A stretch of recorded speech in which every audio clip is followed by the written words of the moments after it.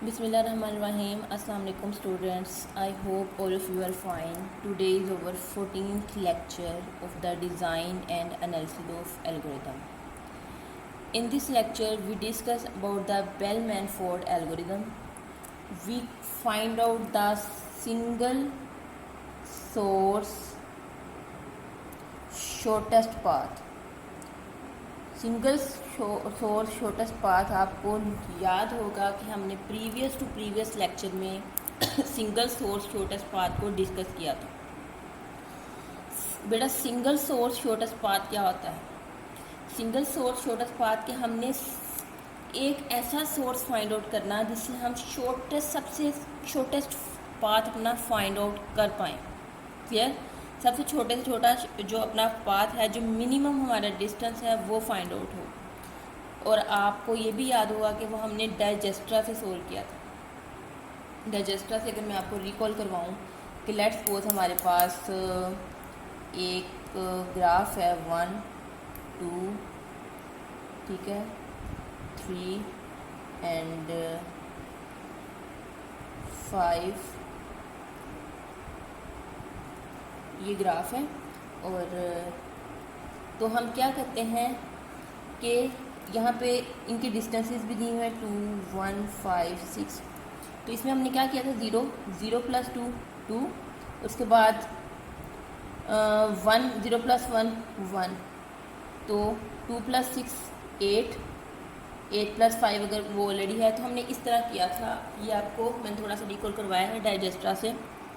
तो लेकिन अगर मैं यहाँ पे डिस्टेंसेस में माइनस लिख दूँ, कहीं पे अगर हमारा डिस्टेंस जो है वो माइनस वैल्यू में आ जाता है, तो हम जो है उसको कभी भी डाइजेस्ट्रा से सोल्व नहीं कर पाते। वो डाइजेस्ट्रा से सोल्व नहीं हो पाता क्योंकि डाइजेस्ट्रा का ये ड्रॉबैक है कि जब डिस्टेंस नेगेटिव में आ जाता है तो हम सिंगल सोर्स शॉर्टेस्ट पाथ को फाइंड आउट नहीं कर पाते। तो इस कमी को या इस ड्रॉबैक को पूरा करने के लिए हमने बेल-मैनफोर्ड एल्गोरिथम यूज़ किया। बेल-मैनफोर्ड जो एल्गोरिथम है वो single source shortest path find out करने का है कि जिसमें हमारे पास अगर जो हमारा डिस्टेंस है वो नेगेटिव वैल्यू भी आ जाती है तो भी हम इजीली क्या करें कि हम अपने single source shortest path find out कर सकें। ठीक है, अब इसमें हमने बेल-मैनफोर्ड में बार बार हर नोड एक तो रन करनी है और हमने बार बार इसको पॉसिबल शॉर्टेस्ट पाथ फाइंड करना है और उसमें से फिर हमने करेक्ट जो हमारा बेस्ट सोल्यूशन होगा उसको हमने अपना सोल्यूशन बनाना। क्लियर? और सेकंड थिंग कि जब हम बार बार पॉसिबल रिजल्ट्स लाएंगे तो उसमें से पिकअप द बेस्ट रिजल्ट हम फाइंड आउट करेंगे। ठीक है, और it cover all the path, तमाम पाथ को ये कवर करेगा। कोई ऐसा पाथ नहीं रहना चाहिए कि जो कि हमारे पास कवर ना हो। क्लियर?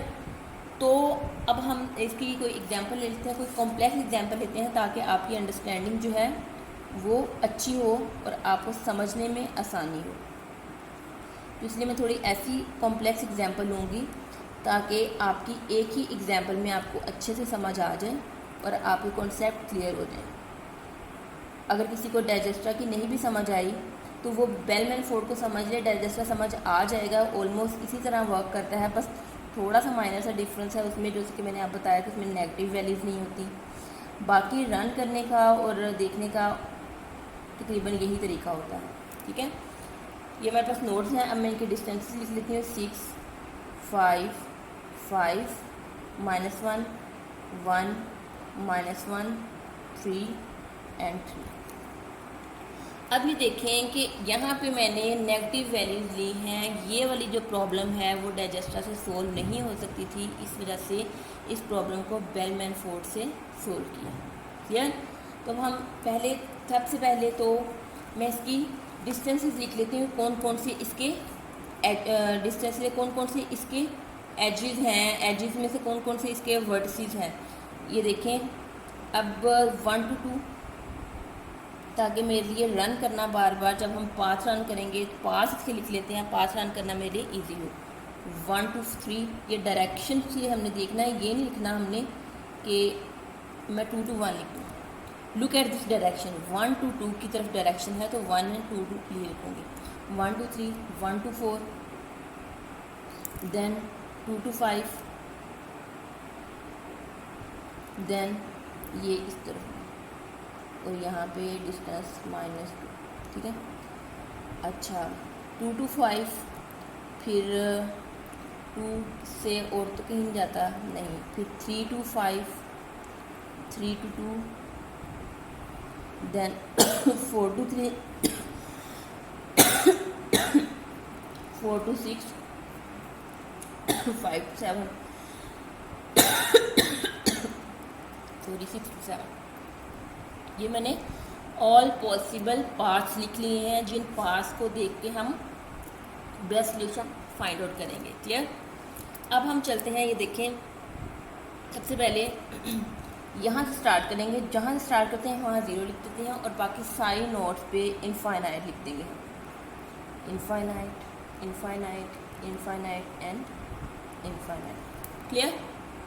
सारी नोट्स पे मैंने इनफाइनाइट लिख दिया। अब रिलैक्सेशन करना, जब हम किसी नोड के ऊपर वैल्यू यानी डिस्टेंस को हम चेंज करते हैं तो डेट इज़ रिलैक्सेशन, यानी रिलैक्स करते हैं हम उसको। रिलैक्सेशन का मतलब होता है, यहाँ पे मैं रिलैक्सेशन का मतलब पहले आपको बता दूँ कि what does mean the relaxation. If D of U, this is D of U, if मैं कहूँ कि this node is U and this node is V, let's suppose for example ये मैंने नाम रखे हैं, this is U and this is V. If U D of U plus U to V distance, यानी U to V के दरमियान जो distance होगा ये, इन दोनों का सम जो होगा अगर less than D of V यानी इससे लेस होगा तो हम क्या करेंगे, इसको रिलैक्स कर देंगे। हम पुरानी वैल्यू को ओवरराइड करके न्यू वैल्यूज़ में लिख देंगे। क्लियर। तो फिर हम क्या करेंगे, यहाँ पे डी ऑफ वी की वैल्यू लिख देंगे D of V plus C U of V, यानी हमारे पास न्यू जो इन सब का डिस्टेंस आएगा वो हम यहाँ पे लिख देंगे। क्लियर। अब हम ज़रा रन करके देखते हैं तो फिर आपको ज़्यादा अच्छे से समझ आ जाएगी कि मैं क्या बात कर रही हूँ। Let's suppose 1 to 2, 1 to 2, this is node 1 and this is node 2। 0 plus 6, यही है ना कि 0 प्लस यू ऑफ वी के दरमियान जो डिफरेंस है। 0 plus 6 is a 6, 6 is less than infinite, infinite जो बड़ा है हम इसको रिलैक्स कर देंगे, यानी इनफाइनाइट की जगह पे 6 लिख देंगे। इसको वो कहते हैं रिलैक्स करना। आगे हमारे पास 1 to 3, 0 प्लस 5, इनफाइनाइट की जगह पे 5 लिख देंगे। आगे हमारे पास 1 to 4, 0 प्लस 5, इनफाइनाइट की जगह पे 5 लिख देंगे। आगे हमारे पास है 2 to 4, 2 to 5, 2 to 5। अब 2 हमारे पास जो हमने रिलैक्स किया हुआ था 6 है, इनफाइनाइट को ख़त्म कर देंगे, 6 आ गया हमारे पास, 6 माइनस 1। अब ये देखिए 6 माइनस 1 5 है, तो ये 5 इनफाइनाइट से छोटा है तो हम रिलैक्स करेंगे इसको, यहाँ पे हमारे पास आ गई वैल्यू 5। क्लियर। नेक्स्ट हमारे पास 2 to 5 के बाद एज है 3 to 5, 3 to 5। 3 हमारे पास क्या था 5, 5 प्लस 1 6, 5 प्लस 6 है तो वो ऑलरेडी 5 है, छोटा है। ठीक है, तो हमारे पास अब सम 6 आ रहा है जो कि बड़ी वैल्यू है, तो हम इसको रिलैक्स नहीं करेंगे क्योंकि ऑलरेडी वो बेस्ट सोल्यूशन की तरफ है, ऑलरेडी वो शॉर्टेस्ट नंबर की तरफ है, तो हम इसको कैपिटल नंबर से या बड़े नंबर से रिप्लेस नहीं करेंगे, तो इसको हम इग्नोर कर देंगे। नेक्स्ट है हमारे पास 3 to 5 के बाद 3 to 2, 3 to 2 ऊपर है, 3 हमारे पास 5 है इसका और इनका डिस्टेंस है -2, 5 माइनस 2 इज़ अ 3, जबकि यहाँ पे 6 है तो ये रिलैक्स हो सकता है। तो 5 माइनस 2 3, तो यहाँ पे हम 6 को मज़ीद रिलैक्स कर देंगे, ये दोबारा रिलैक्स हो गया तो यहाँ पे आ गया 3। पहले 0 to 6 से वो 6 आया था, अब 3 to 2 की तरफ जाएंगे तो वो मज़ीद रिलैक्स हो गया, इनफाइनाइट था, इनफाइनाइट से 6 हुआ, 6 से दोबारा अब 3। अब देखिए मैंने कहा था ना कि हम बार बार हर शॉर्टेस्ट पाथ को रन करेंगे और फिर उसमें से पॉसिबल सॉल्यूशंस फाइंड आउट करेंगे और जो हमारे पास बेस्ट सॉल्यूशन होगा उसको हम चूज़ करेंगे। ये देखें पहले इनफाइनाइट आया था, इनफाइनाइट से फिर 6 की तरफ आए, 6 से मज़ीद हम बेस्ट सॉल्यूशन की तरफ 3। अब क्या पता कि ये आगे मज़ीद जाता है कि नहीं, देखते हैं। अब हमारे पास क्या है 4 to 3, 4 to 3, 4 हमारे पास 5 है और इनका डिस्टेंस सॉरी मैं लिखने -2 लिख देते हैं, 5 -2 3। तो अब हमारे पास यहाँ 5 है, तो ये क्या मज़ीद रिलैक्स हो रहा है, 3 छोटा है तो हम 5 को ख़त्म करेंगे और यहाँ 3 लिख देंगे। क्लियर। अब उसके बाद हमारे पास है 4 to 6, 4 to 6, 5 - 1 4, इनफाइनाइट को कटिंग करेंगे और 4 लिख देंगे। फिर हमारे पास है 5 to 7, 5 to 7, 5 + 3 8, इनफाइनाइट से छोटा है 8 तो 8 लिख देंगे। अब हमारे पास लास्ट है 6 to 7, 6 हमारे पास ये है और 7 हमारे पास नोड ये है, 4 + 3 7। अभी हमने 5 to 7 से 8 किया था, लेकिन जब हमने ये नोड चलाई तो 4 to 3, 4 + 3 तो ये मज़ीद रिलैक्स हो गया 7। अब हमने जाना भी बारी बारी है, हमने इसी सीक्वेंस की जो हमने डिस्टेंस लिखे हैं, अपने इंटरसेप्ट लिखे हैं, जो पाथ लिखे हैं, हमने इन्हीं सीक्वेंस से जाना है। अब ये नहीं इस तरह अगर हम ढूंढते रहेंगे कि अच्छा ये वाला सोल्यूशन, वो हमारे लिए प्रॉब्लम हो जाएगी। ऐसा भी हो सकता है कि कोई हमारे पास पाथ मिस हो जाए, तो हमने अपने इस पाथ को एक सीक्वेंस से लेके चलना है, ठीक है। उसी सीक्वेंस को लेकर चलेंगे तो हम सारे पाथ को कवर कर सकेंगे। और हमारे पास अगर बहुत ह्यूज प्रॉब्लम आ जाती है, लेट्स सपोज कोई 100 नोड्स आ जाती हैं, तो वहाँ पे हमारे पास चांस नहीं होगा कि कोई हमने पाथ मिस किया है, ठीक है।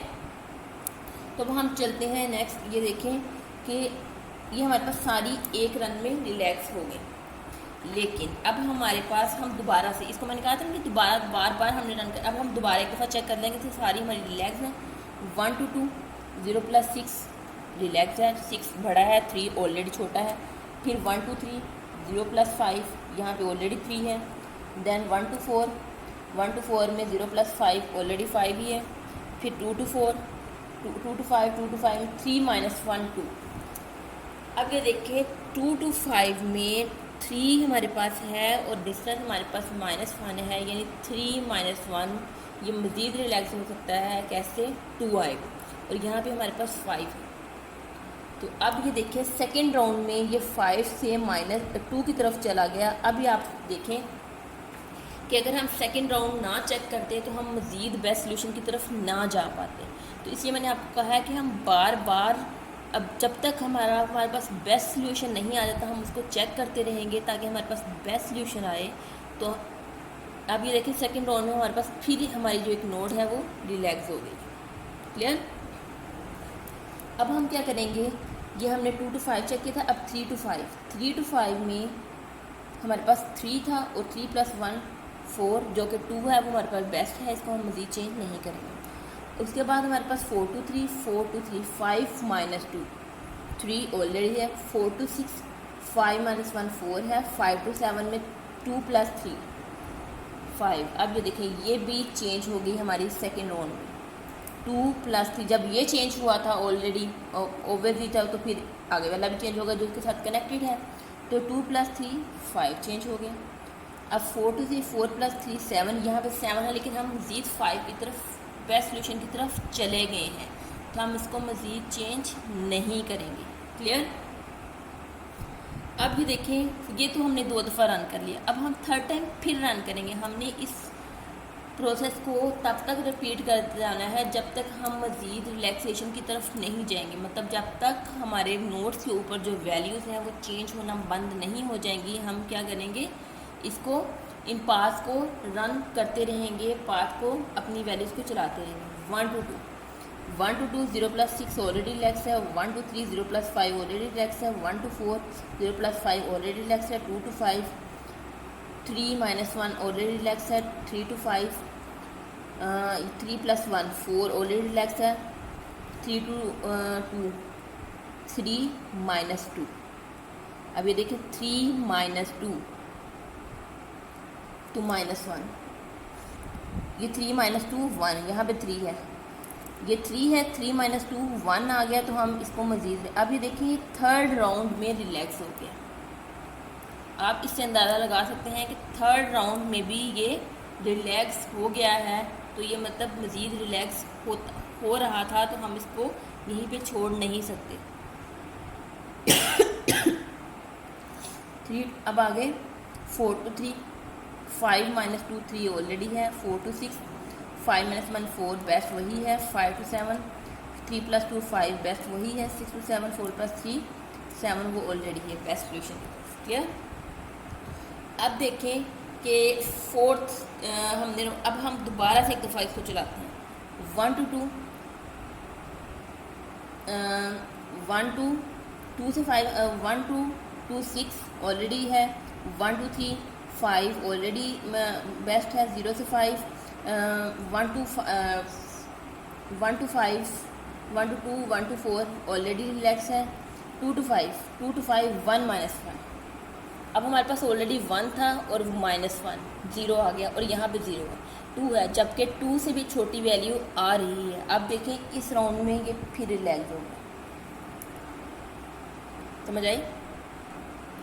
उसके बाद जब ये फिर रिलैक्स हो गया तो उसके बाद हमने 2 to 5 चलाया था, उसके बाद 3 to 5 में 3 + 1 4 वो ऑलरेडी सोल्यूशन बेस्ट सोल्यूशन की तरफ है, 3 to 2 3 - 2 ऑलरेडी बेस्ट सोल्यूशन की तरफ, 4 to 3 5 - 2 ऑलरेडी बेस्ट सोल्यूशन की तरफ, 4 to 6 ऑलरेडी बेस्ट सोल्यूशन की तरफ, 5 to 7 0 + 3 यानी ये चेंज हुआ था तो उसकी वजह से ये भी चेंज हो रहा है, तो ये 5 भी 3 की तरफ चेंज हुआ। फिर 5 to 7 ये चेंज हुआ, 6 to 7 वो ऑलरेडी बेस्ट सोल्यूशन की तरफ। अब हम फिर एक दफ़ा इसको चेक करते हैं। 1 to 2 बेस्ट सोल्यूशन की तरफ है, 1 to 3 नो चेंज ये भी बेस्ट सोल्यूशन की तरफ है, 1 to 4 0+ बेस्ट सोल्यूशन की तरफ है, 1 to 2 to 5 already best solution की तरफ है, 3 to 5 में 3 + 1 ऑलरेडी बेस्ट सोल्यूशन की तरफ है, 3 to 2 3 - 2 ऑलरेडी बेस्ट सोल्यूशन की तरफ, 4 to 3 5 - 2 ऑलरेडी बेस्ट सोल्यूशन की तरफ, 4 to 6 5 - 1 4 ऑलरेडी बेस्ट सोल्यूशन की तरफ है, 5 to 7 0 + 3 ऑलरेडी बेस्ट है, 4 to 6 to 7 4 + 3 this is best solution. अब हमारे पास कोई चेंज नहीं हुआ, यानी कोई हमारे पास नोड रिलैक्स नहीं हुई, तो यहाँ पे हम अपने सोल्यूशन को स्टॉप करेंगे। इट्स मीन कि हमने बेस्ट सोल्यूशन जो है चूज़ कर लिया है। अब मैं बताती हूँ कि क्या क्या हमारे पास वैल्यू है। नोड 1 पे हमारे पास 0 था, नोड 2 पे हमारे पास 1 आई, नोड 3 पे हमारे पास 3 वैल्यू आई, नोड 4 पे हमारे पास 5 आई, नोड 6 पे हमारे पास 4 आई और नोड 7 पे हमारे पास 3 आई। This is the best solution जो हमने फाइंड आउट किया। ये हमने बेस्ट सोल्यूशन की तरफ गए हैं। अगर हम इसको फर्स्ट टाइम रन करके सारे पाथ हमने कहा था कि फॉलो कर लिए हैं, अब हम इसको छोड़ देते हैं, तो हम सेकंड में जो रिलैक्सेशन हुए थे, सेकंड में जो चेंजेस आई थी उस तरफ ना जा पाते, ठीक है। और अगर हम सेकंड पे करके छोड़ देते कि अब तो हमने 2 दफ़ा कर दिया, तो वो फिर थर्ड में जो चेंजेस, अब देखिए 4th राउंड तक चेंजेस आती रही हैं। तो बेलमैन फोर्ड का ये है कि ये एंड तक चेंजेस आती रहती हैं, ठीक है। इसको हम देखते रहते हैं, बार बार रन करके देखते हैं, तो ताकि हम बेस्ट सोल्यूशन की तरफ जाएं, उसमें से जो हमारा मोस्ट करेक्ट सोल्यूशन है वो चूज़ कर लें। क्लियर? अब हम इसकी एक और एग्जांपल ले लेते हैं बेलमैन फोर्ड की, ताकि थोड़ी सी सिंपल एग्जांपल, और फिर मैं इसका आपको ड्रॉबैक भी बताऊंगी। एक एग्जांपल 2 ले लेते हैं। लेट्स सपोज 1 2 4 और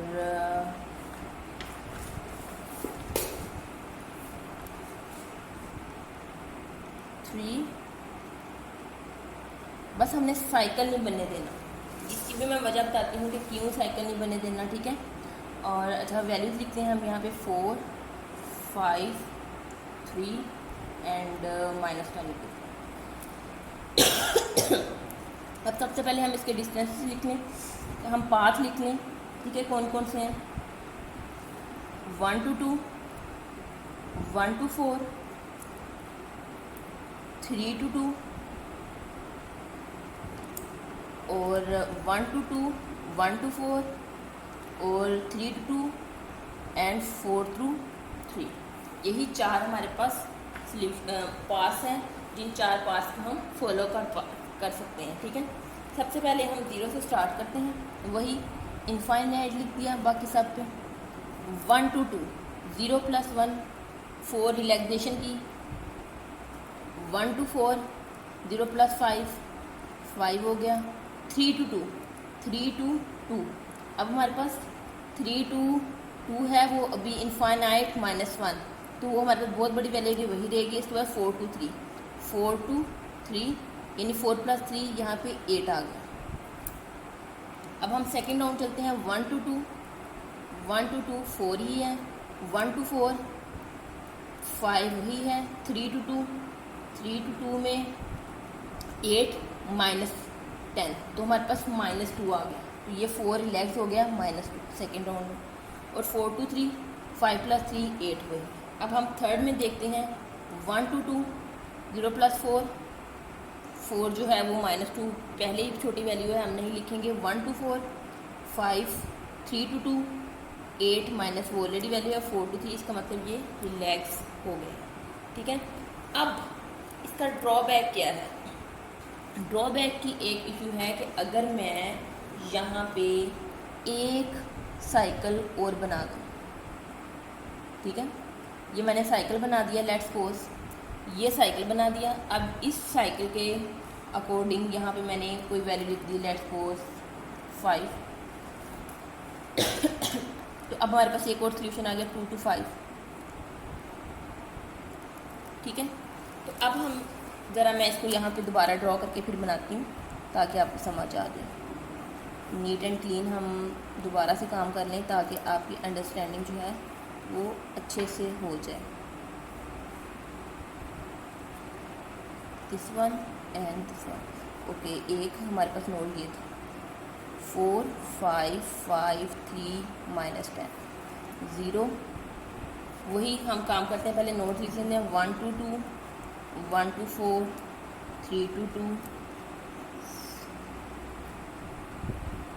4 2 3 एंड 2 2 5 एंड 2 2 4। इसको हम अकॉर्डिंग टू ऑर्डर लिख लेते हैं। 1 2 2 1 2 4, फिर 2 वाले 2 2 4, देन 2 2 5, देन 3 2 2 एंड 4 2 3। ऑर्डर में लिख लेना ताकि हमारे लिए ईजी रहे।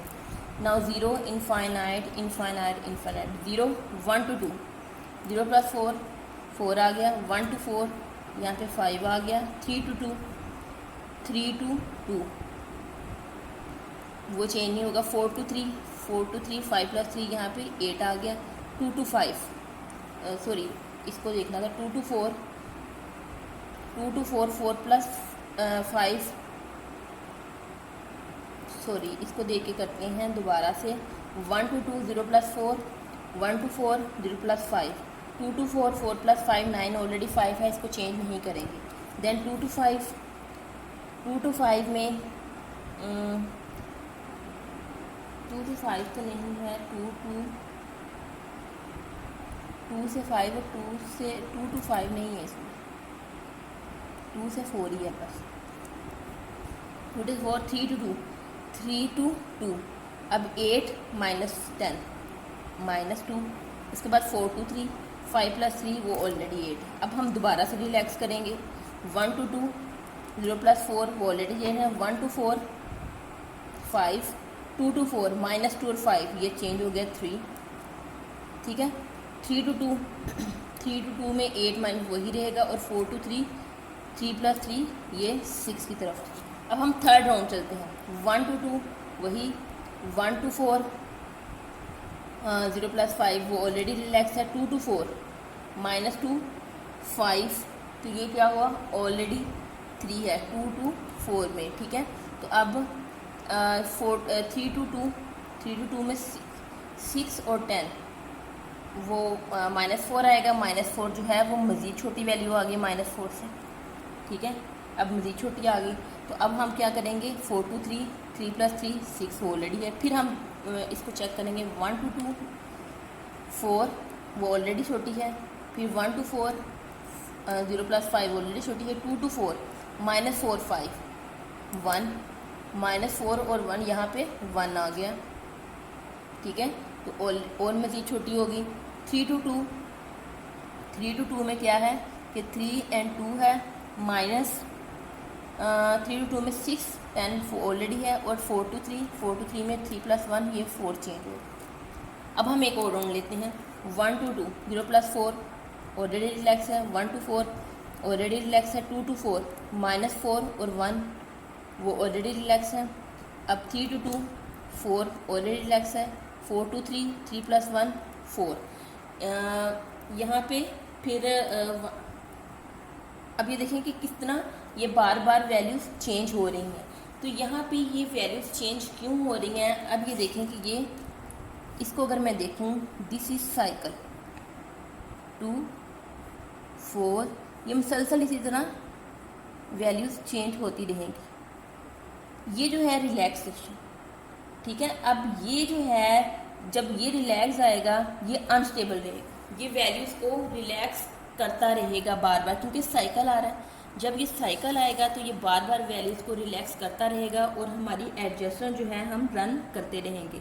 तो बेल-मैनफोर्ड में ये प्रॉब्लम है कि जब भी साइकिल आ जाए और वो बार बार इसमें ये ड्रॉबैक है कि समटाइम्स हमें खुद नहीं पता होता कि कब तक हम सोल्यूशन को चलाते रहें। अब पिछली एग्जांपल में मैंने 5 दफ़ा चलाया था, अब इस एग्जांपल में 6 7 दफ़ा 8 दफ़ा हमें ये प्रॉब्लम का पता नहीं होता कि हम इसको कब तक चलाते रहें। This is the drawback of Bellman Ford. लेकिन ये रीज़न इसकी क्या थी कि इसमें कहीं साइकिल आ जाता है। अगर साइकिल आ जाए तो बेल-मैनफोर्ड जो है वहाँ पे फ्लॉप हो जाता है और इसको हम मज़ीद सॉल्व नहीं कर सकते और ये इस प्रॉब्लम के साथ ही रहता है। क्लियर? तो इस प्रॉब्लम को बेल-मैनफोर्ड में ये जो है ये सबसे इसका बड़ा ड्रॉबैक है। मेरा ख्याल है कि आपको अच्छे से समझ आ गई होगी। एक दफ़ा मैं दोबारा से आपको बेल-मैनफोर्ड का आइडिया निकाल देती हूँ कि बेल-मैनफोर्ड शॉर्टेस्ट सिंगल पाथ को फाइंड आउट करने के लिए सोल्व करते हैं यूज़ करते हैं। शॉर्टेस्ट सिंगल पाथ को हमने डाइजेस्ट्रा सोल्व किया था, डाइजेस्ट्रा से हमने shortest single path find out किया था। लेकिन जब हमारे पास डिस्टेंसेस माइनस में आ जाते हैं तो वहाँ पे डाइजेस्ट्रा जो है वो फ्लॉप हो जाता है, Dijkstra single shortest path find out नहीं कर पाता। इस वजह से हम इस प्रॉब्लम को सोल्व करने के लिए हमने क्या किया कि बेल-मैनफोर्ड को यूज़ किया। बेल-मैनफोर्ड एल्गोरिदम में क्या है कि हमारे पास अगर डिस्टेंसेस नेगेटिव में भी वैल्यूज़ आ जाती हैं तो उन नेगेटिव वैल्यूज़ को हम ये कवर कर देता है। और इसमें क्या करते हैं, हम बार बार हर पॉसिबल सोल्यूशन को बार बार अपनी डिस्टेंसेस को सारे पास को फॉलो करते हैं और जो हमारे पास रिलैक्सेशन हम अपनी नोट्स को कर देते हैं, उसके बाद जो हमारे पास बेस्ट मोस्ट करेक्ट सोल्यूशन होता है, सारे पॉसिबल सोल्यूशन ले लेते हैं, उसमें से जो हमारे पास मोस्ट करेक्ट सोल्यूशन होता है वो हमारा रिजल्टेंट सोल्यूशन होता है। ठीक है, इसमें हम बार बार इसी वजह से रन करते हैं क्योंकि ताकि हमारे पास बेस्ट सोल्यूशन आ जाए। अब ये देखें कि इस एग्जांपल में पहले इनफाइनाइट था, वो 6 में चेंज हुआ, फिर 3 में, फिर 1 में। इस तरह इधर